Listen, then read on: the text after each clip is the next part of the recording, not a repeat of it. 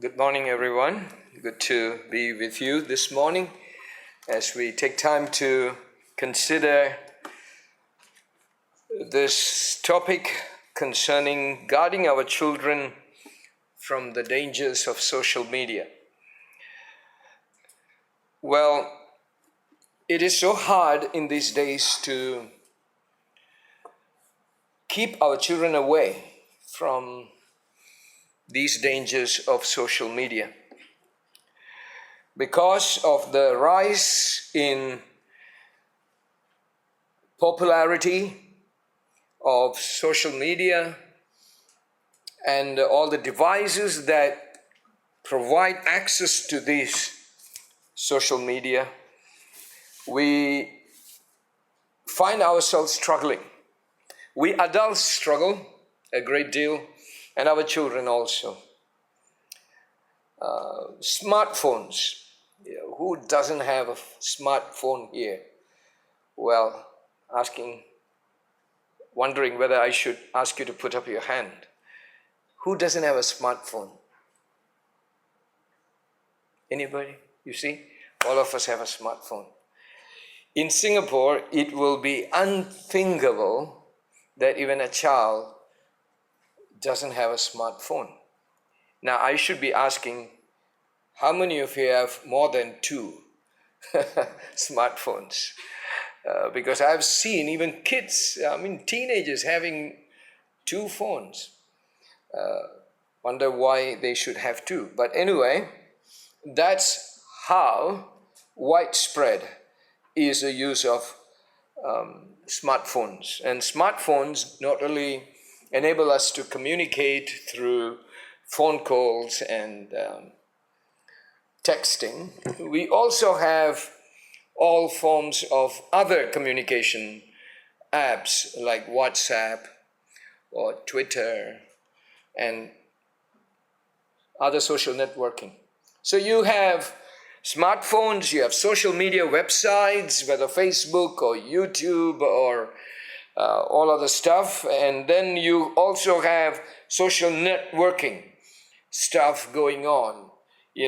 Children are so adept to these things, we sometimes can't even figure out what they are doing and what are the things they are often familiar with and using all the time. And I think parents have to be educated now and then as to what children are using. I was just thinking back and trying to recall the kind of things that my kids were using. And I'm sure many of them, my 3 kids are still using some of them. I was just thinking to list them out this morning.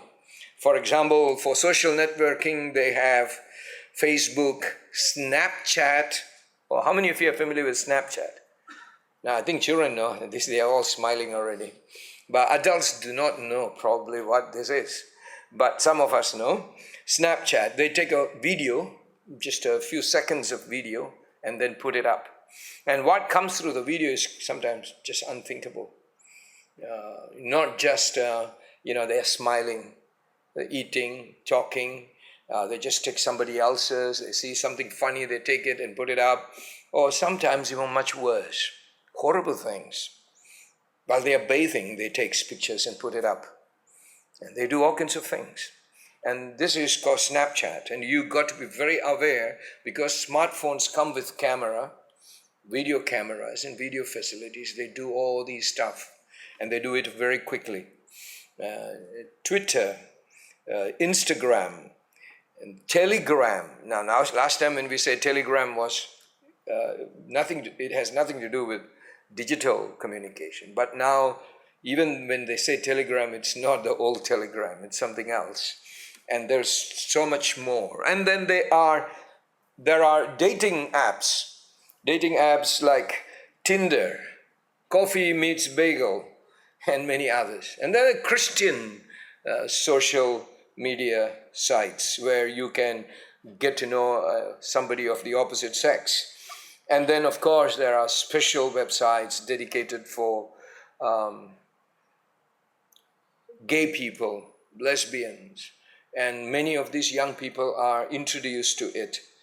And so we better be aware of the fact that social media and all these digital social networking are here to stay.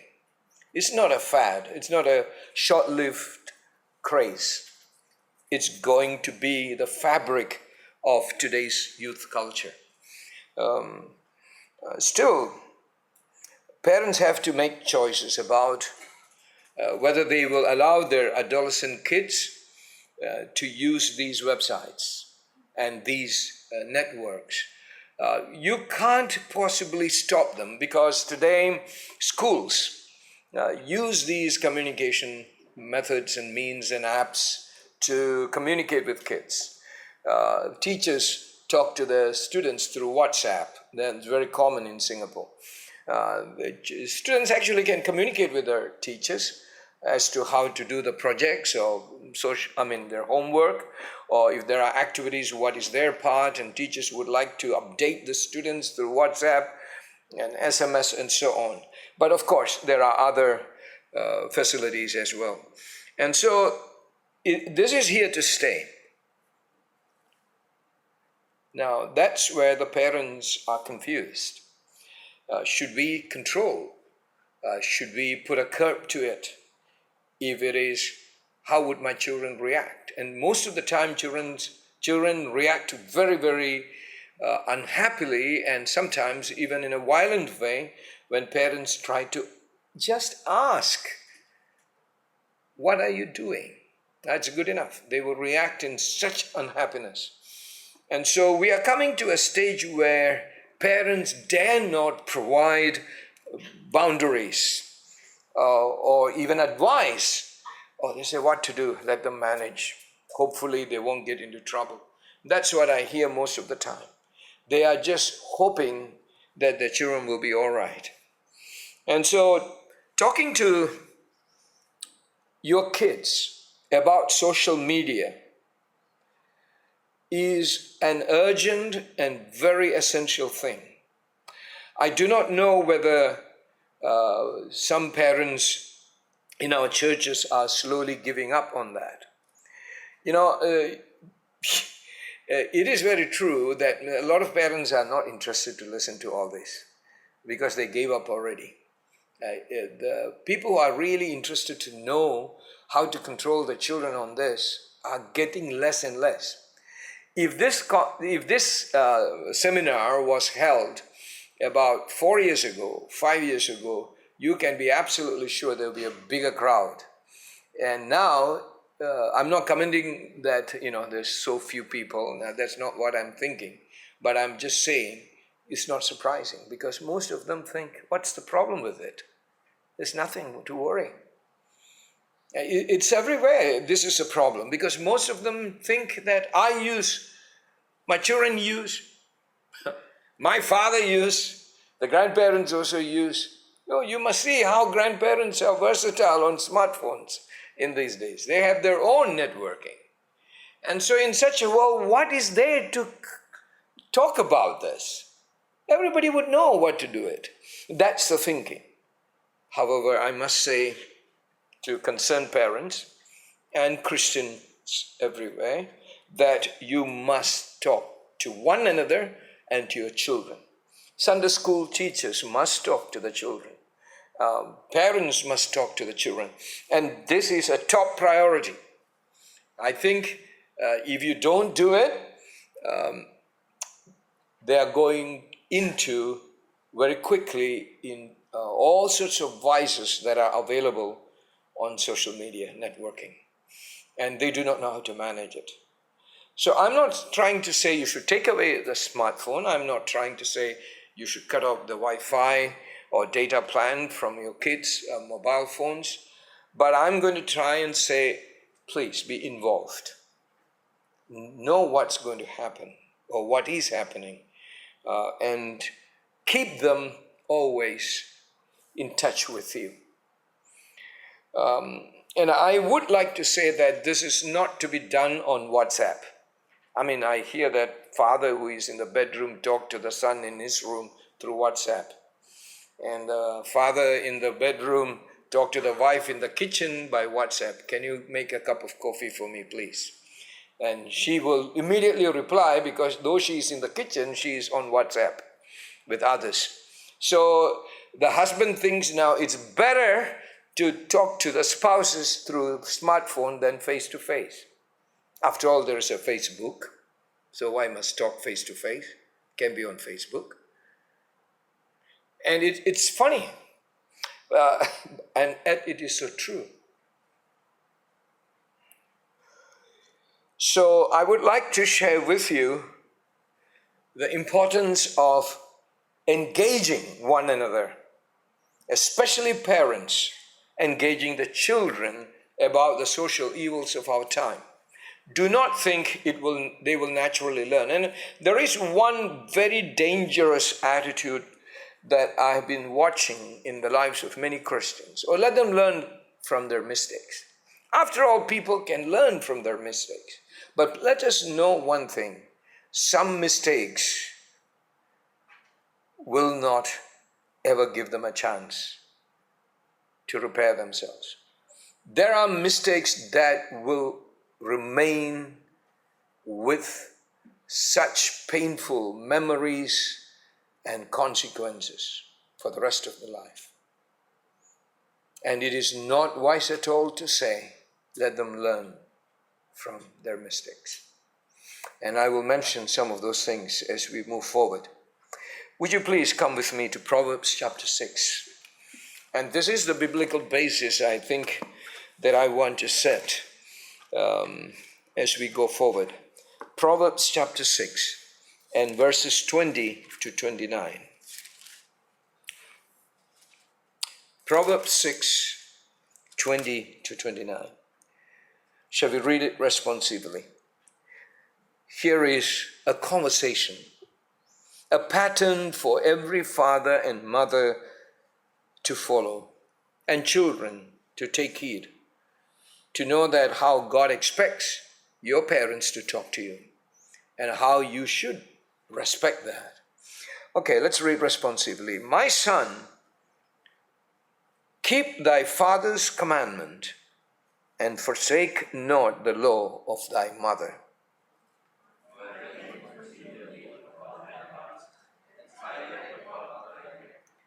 When thou goest, it shall lead thee. When thou sleepest, it shall keep thee. And when thou wakest, it shall talk with thee.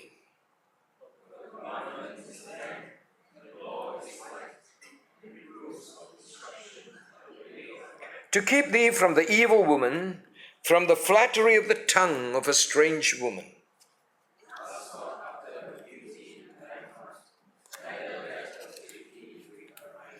For by means of a whorish woman, a man is brought to a piece of bread, and the adulteresses will hunt for the precious life.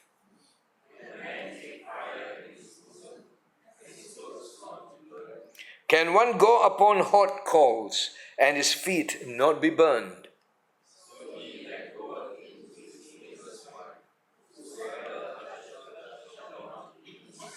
Right. Well, there are more wisdom as you continue to read, but we stop here. You can see how a father very deliberately chooses the subject of his conversation. There are many things we ask a day in our homes. We ask questions. Have you done your homework? Are you getting ready to leave home soon? Are you ready? Shall we go? Why are you late? Have you eaten? Do you have enough money? Well, we ask hundreds of questions a day because we are concerned that our children are fine and they are keeping well.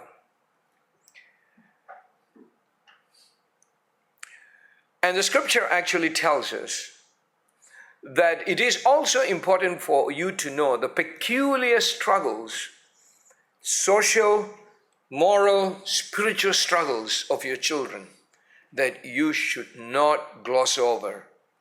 But you must study them and know the dangers and sit with them and explain. Now, look here in this text, please. And now, if you look at verse 23, it says, "For the commandment is a lamp, and the law is light, and reproof of instruction are the way of life." So if you give commandment, it will be a lamp, because it's a dark world. Your children will not be provided with a lamp by this world. You have to give them the lamp. You got to make sure your children has the right perspective of things when they get out. There are so many traps, there are so many dangers lurking around in this dark world. And nobody is going to really tell them that some of these things are going to destroy them. The children, their friends in school, will actually encourage them to walk that way without any fear. And they're going to be taken very quickly. And so it is your commandment, your biblical instructions that are going to be a lamp. Make sure you speak words, or you speak or give to them advices that will always serve as a lamp in this dark world. And secondly, we are told that the law is light. In other words, there are specific instructions you give. Very, very specific instructions. These are the things you should do, and these are the things you shouldn't do. And they are light. So the general advice you give or conversations you have is going to provide the lamp, and the instructions, specific instructions that you give are going to be a light itself. It's going to shine on the objects that are there to trap your kids. You know, I grew up in a very remote kind of setup in India, and often in the night we have to walk from the main street something like 2 kilometers to get to my home. And this path has no street light whatsoever, and it can be so dark. And when we go to the church and go back home, we go uphill, where my grandfather built a house right on the top of the hill. So we go through the night, in the night, through this dark footpath, and there are lots of rocks and stones, thorns, and there can be wild creatures, snakes and other stuff, and it's very dangerous to walk without a torch in your hand. And sometimes you may have a torch, halfway through the battery runs out. And I have several experiences like that. The torch is seeming good. First time when you press, it shines very well. But after a few seconds, you can see it just fades away. And then finally, we shake. Hey, how come it's not working? Take out the battery and rub it on your trousers. See whether the warmth will give it some charge. Because we are desperate to see the path forward. We have to go. But if we don't go, well, we can't go anywhere. We get stuck. And it's even more dangerous. So every step had to be carefully taken. And sometimes, because the torch is so dim, my father or grandfather would go first, and he will just say, "Follow me," and I will tell you if there's any problem, and you just respond. So if there is a stone in front, he will say, "There's a stone, don't kick it, don't trip over it, lift your leg and step over it." And so we will just do it. At least the light has to shine in certain ways. Don't send your kids every morning with breakfast and lunch and $20 in the pocket. Make sure you warn them at the gate of your house that, children, it's a dark world. Pray with them before you let them go. By the grace of God, I did that. By the grace of God, almost all the time. There were times I failed. Maybe I'm sick, maybe I'm too tired, I'm not around, I have to rush off. But I repent and come back and do it quickly, because I think it is of uttermost importance. When you leave your kids to the maids to do it, I don't think they're going to do that. Occasional whispering into the ears of kids would not prevent them from getting into the trap. And children themselves must have a discipline that every morning they must know they're going into a dark world, spiritually dark, constantly getting worse. And you better remember the scripture. You better remember the biblical advice your parents give and take it. And you see verse 25, how precisely the father says something. Lust not after her beauty. He's talking about a woman who is normally found in the way. You look at verse 24, by the way. To keep thee from the evil woman, from the flattery of the tongue of a strange woman. You know, you're going to find, young man, the father says, women, flirtatious women, who are sensual, they're carnal. And watch, first of all, he says in verse 24, they speak with flattering tongues. They sweet talk you into sins. So when they say, honey, or dear, or darling, or handsome, or I don't know what else they will call you, you know, oh, you are so cute. Why, you are so strong. You are so smart. Oh, your heart must immediately say, be careful. This is not. You know, you can't even trust the teachers of the children today. You look at some of the teachers who go to school. See the dressing, so immodest. They seem to go there to destroy our children. They may be teaching physics and maths, but they're very sensual. Their appearance is very sensual.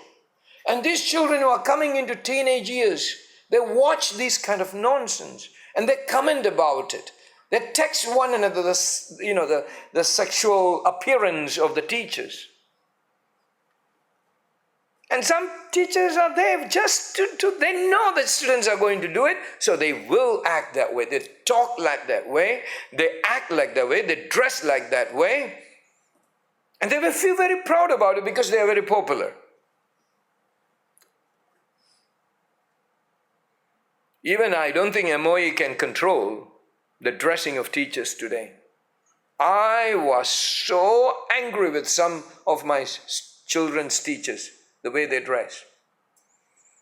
And not only that, they dress maybe because of some fear, some of them take care a little bit. But the moment they step out of the gate of the school, you watch how different they are. Some of them look like prostitutes, the way they dress. Dressed to kill. Some teachers, my children told me, Daddy, that's my teacher. I said, my goodness, is that your teacher in MRT? She is with a boyfriend. The behavior in public places by teachers. Oh, you better tell your kids. And if you don't, they will put all the wickedness in the hearts of your kids. So you've got to tell your children specifically, there are women out there, or even men out there, ready to use their eloquent language to kill them, spiritually, of course. Lust not after a beauty in thine heart, neither let her take thee with her eyelids. Oh, the jesters. Don't go with them. Don't lust after them. And then the father gives even more details. Verse 27, for by means of a whorish woman, a man is brought to a piece of bread, and the adulteresses will hunt for the precious life. The dangers are explained. And so, it is very important that you know the dangers that are in the society. Especially now, since we are talking about social media, you must know about the social media's danger. Otherwise, how are you going to tell others? How are you going to tell your children?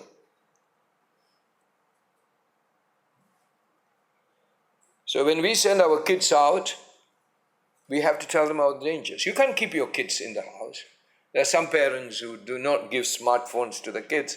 They cut off all the Wi-Fi or data plan and all that, and they completely cut them off, hoping that that will keep them away from sin. No. At some point in life, we have to let our children go into the society. Keeping them away from the society is not biblical, because they have to be a light in the world. They are the salt of this earth. They have to live when we are gone. They must get to know how to interact with this world. Our duty is to arm them against the dangers of this world, not take them away. If you really want to take them away, pray that the Lord will take them away to heaven quickly. Even though you lock them up in the house all their life, they will still develop all the sinful temptations. And so there is no way we can completely protect our kids in this world. But we are taught in the scriptures that we as parents must educate our children of the dangers. And so here are some things I want to specifically mention. Understand why today's kids use social media. Please understand that. Because some parents seem to have very wrong thinking about what social media is all about and why children are using this and so on. Firstly, children feel a sense of belonging through communication with friends. People who are of my age, we know our parents used to tell us, don't go for partying, don't go with certain kids to certain places, and, come home early. So we sometimes come home early, and I think people of my age, or I'm in early 50s, and those who are probably in the 40s would say, in their school days, they come home and call their friends on the phone. So the parents would scream at us and say, why are you on the phone for so long? How come your friends call you all the time? Can you cut short, please? And in those days, I think our parents used to say, maybe not in all cases, at least in some cases, you cannot talk more than 2 minutes or 3 minutes. There were time limits for the calls. That way they try to curb it. But we enjoy communicating with friends, even if 2 minutes, right? And so it gives us a sense of belonging with our friends. We want to communicate. We actually like to go out to play in soccer fields or here and there. Yes, our parents do allow it to a certain extent only. After that, we have to come back. But there are friends of ours who go out in the night. They hang around here and there. They go to shopping center. They sit there, drink coffee or smoke or other stuff. And we don't go into that way. So we still want to have some communication with our friends in a safe place. And so we have discovered telephone was a good thing at that time. But now they have even more way of communicating. And so they use it. They can actually multitask. Last time when a call comes, we cannot do anything but just do this. So we have to put down our homework. We put our papers and textbook and pencil one corner, and we go to the place where the land phone is set, and then we stand there and talk. But now with a small smartphone, you can't leave your book. You don't have to leave your books. You don't have to leave your table. You can sit where you are. And not only that, you don't even have to talk because you can text. And now with the video facility, you can even do better things. Smile. Just turn on the camera and Snapchat. You do a few things and it goes. And your dad and mom look from there. Oh, you're busy doing work. And so it becomes much more easier for our children to have a sense of belonging to their friends by communicating. I don't think it's totally bad. But understand that's the thing. We will talk about what is bad and how to control that later. And then there is a sense of added value to their lives. Oh boy, if you talk about it, there is so much to talk about, isn't it? The added value they feel. They believe it will bring value to their activities, their enterprises, their studies, and enrich it in many ways. It helped them to be more efficient. Smartphones have become a necessity of modern life. These mobile devices allow us to call, send SMS, go online, listen to music, right? Read books.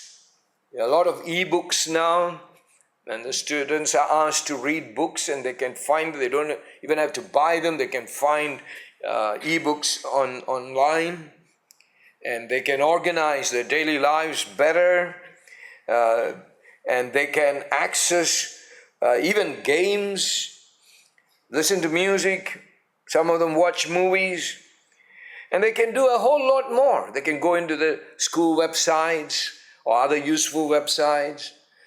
They can find answers to some of the problems they are trying to solve. And they become very smart. They can buy things cheap now. Now most of the kids are buying things. The other day I had to ask my daughter. She was very good. She knows where to buy, how cheap things can be. Sometimes I buy things back home and she asked me, "Daddy, how much do you pay?" I said, let's say $10. "Wow, you paid $10. I can get it for you at $6, I said, "How do you know?" "Because I saw it in Carousel or some other place." She does it very well. And she says, "You only have to wait 2 more days, okay, Daddy? You will come." I say, "Okay, you help me." So they become very resourceful, a sense of added value to their lives. And we can't say it's wrong, can we? In the future, that's the way people are going to buy and sell. And so they need to know that. Can't take away a phone from them. It'd be very foolish to do that. And now with,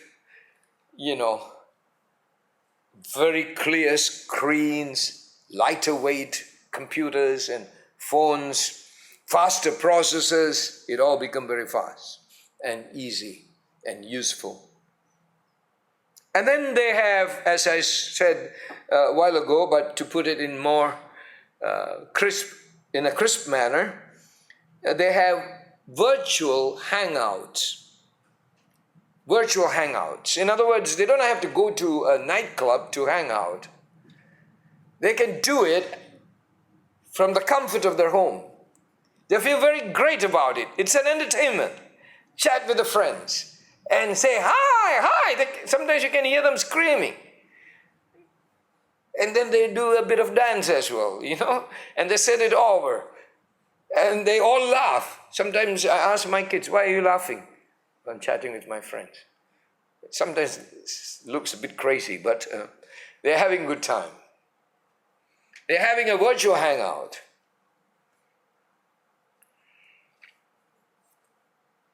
So it helps them to socialize, make friends, interact, keep in touch. So all these social media sites help them to watch, download, comment, and share. Last time when we want to have some fun in the house, maybe we turn on the TV. And it's in a public place. And everybody has to come together and watch. And sometimes if the father wants to watch news and you want to watch something else, that's it. You get very frustrated. You move away in frustration. Or your brother wants to watch a particular cartoon and you want to watch something else. And that's it. And also the channels are very limited. But now, boy, if you have a smartphone, you can watch what you want according to your timing. And not only that, you can even comment. And you can take a clip out of it and send to your friends and see what I'm watching. Would you like to try this? So there is so much interaction as they are being entertained. And because of all these, many teens cannot put their smartphone down. It's an easy entertainment fix for them. Now, I will take a few more minutes to address some of the dangers before we take a break. One major danger of social media is distraction. Distraction. There are many benefits, but since we are going to talk about dangers, let me talk about that. Distraction. Actually, our present society is a very distracted society. Husbands are distracted from the wives because of social media. I think most of us spend less time talking to our spouse than ever before. Our parents, our grandparents spend more time talking to their spouses than we do today. We spend more time talking to the world.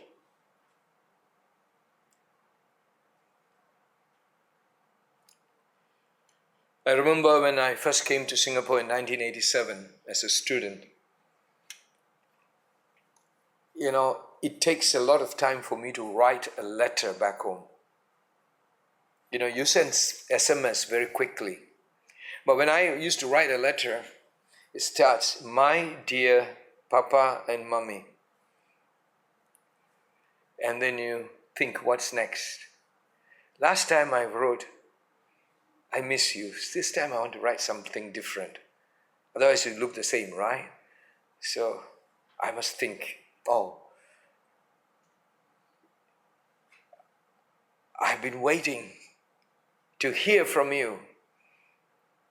And I can't wait to hear you saying "son" again. You try to think so hard to write something.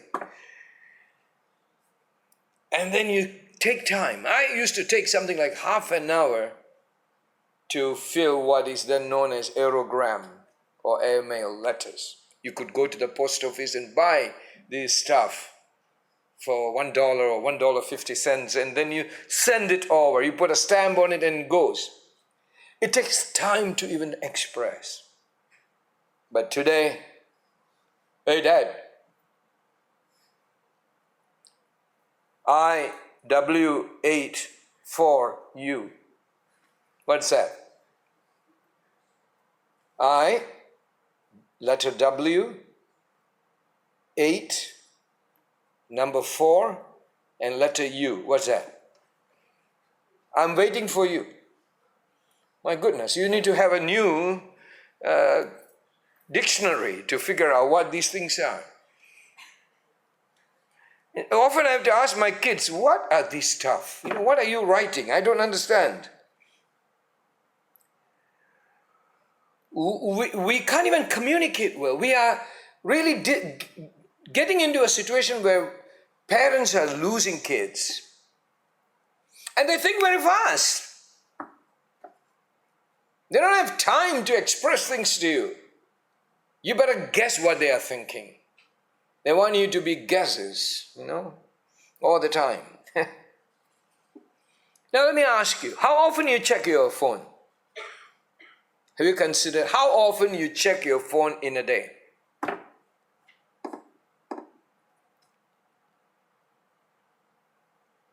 I wouldn't be surprised you already turned to your phone. Well, I just read recently that the smartphone users would, on an average basis, look at his smartphone about 110 to 150 times a day. And that's a very moderate number, 110 to 150 times. Now, this is how the man has said. Let's assume that an average person sleeps 8 hours every day, leaving 16 hours of waking. Now, I know many of us don't sleep 8 hours, But if you sleep 8 hours, then 16 hours you are awake. And there are 60 minutes in an hour and 960 minutes in 16 hours. Checking your phone 100 times a day means unlocking your phone once every 8 minutes, while 150 times per day translates to unlocking your phone once every 6 minutes. The researchers who have conducted this study have considered that 150 times might be a modest number. Some individuals might go beyond this number. So when we are so distracted, we are also distracting others because we send messages. We contribute to the distractions that exist today in many families. I know these distractions are not always very safe. They are very hazardous too. For example, if you're driving let's say if you're driving 30 minutes, half an hour of driving, if you are prone to look at your smartphone every 6 minutes, within that half an hour, you would have to check on an average 5 times. And now you know why there are many accidents, how dangerous it can be. Of course, I agree it's not always the case with young children, but when they are sitting to study, you can imagine how many times they get distracted. Even in classes, they use these things. Especially in universities and polytechnics, oh boy, they use it all the time. And what are they communicating? You ever thought about it? They're not sending Bible verses. They are often into mature and inappropriate content. Once I was in the church watching some youths in the youth fellowship. This was about 8-10 years ago. They're all having these phones, smartphones just coming in. Somehow a few of them were very rich and they had it. And they were giggling and giggling. The last row of boys and 2 girls, giggling. And so I just put my head up and looked. Oh, they are passing a phone around and they're looking at it. So I was so upset because the preacher is preaching and I'm sitting behind and watching them. And they are not interested in the message. They are interested in this content. And I quickly snatched from one of them and said, "What are you doing?" Oh boy, it was a bare-breasted woman's picture. In the church YF, when the preacher is preaching. And I said, "I'm going to show it to your parents."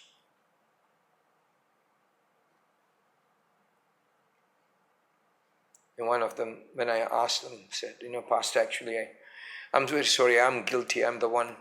I said, why do you do that? I never thought you would do such a thing. "No, what happened is that just now my friend sent this to me. And when I opened it, the picture came up and the person next to me saw and he laughed and he snatched it and gave to the other person. And that's what happened." Yeah, I think he's sincere in saying it. But you see what happened? Of course, I forgave them. I think they behave well nowadays. But this is what happens. Mature and inappropriate content are being passed around. And even children cannot put a stop to it. They are forced to look at it. Although it is possible for our kids to have a safe and positive experience using social media, please understand the dangers that lurk around.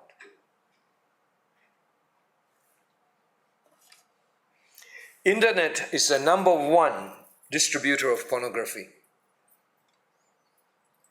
It's not a stretch to say that if your kids are online, that they will be exposed to porn.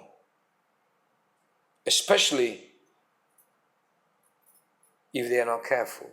Even if They have accessed a website unintentionally. The danger is there. They may be entering in, for some other reason. They are researching something and then they clicked on the link. But there you have it. Sometimes people send to it, sometimes through unintentional access to certain websites, and sometimes intentionally, of course, because they are lured into it. The number one demographic for new users of internet pornography are boys between the ages of 11 and 17. That's the latest report. Number one demographic users. Boys between 11 and 17 years.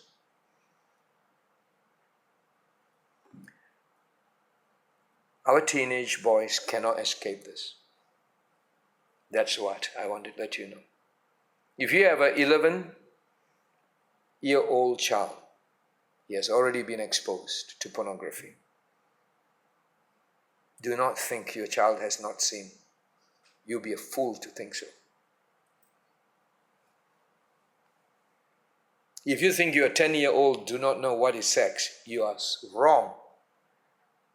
They have seen it all. The dangers abound.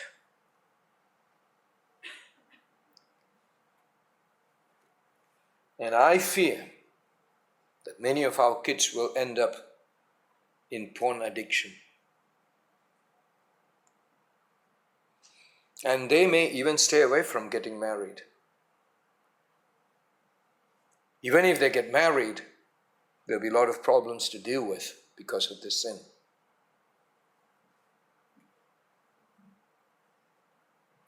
Sexual sins of all kinds have found a fertile ground through this amazing communication system that has been presented to us by the IT world. Oh, there's a group of people called pornopreneurs. Like entrepreneurs. Pornopreneurs. The common practice on internet is the posting of free teaser images on their websites as enticements to solicit new subscribers. So any child or adult with unrestricted internet access can view these free pictures through accidentally accessing such sites or by deliberately searching them out.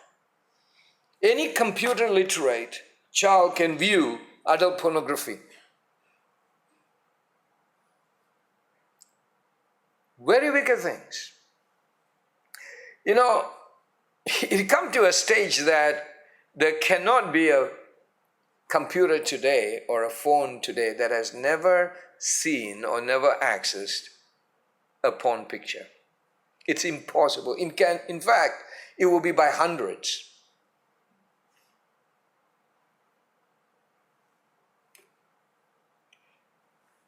Not too long ago, there was a report in Straits Times with the title, Parents' Nightmare. I took note of that.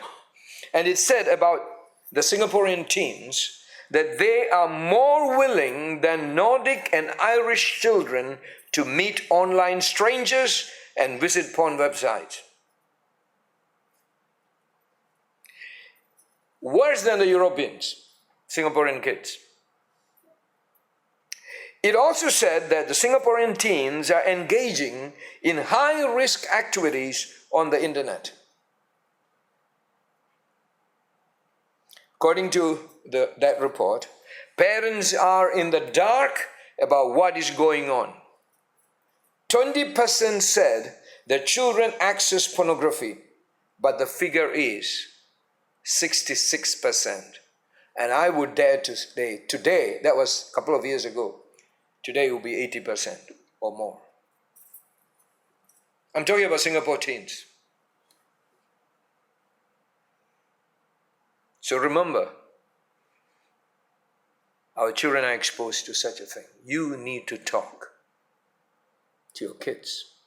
Don't say your children are free from it. You remember Proverbs 6, how a father talked to his son?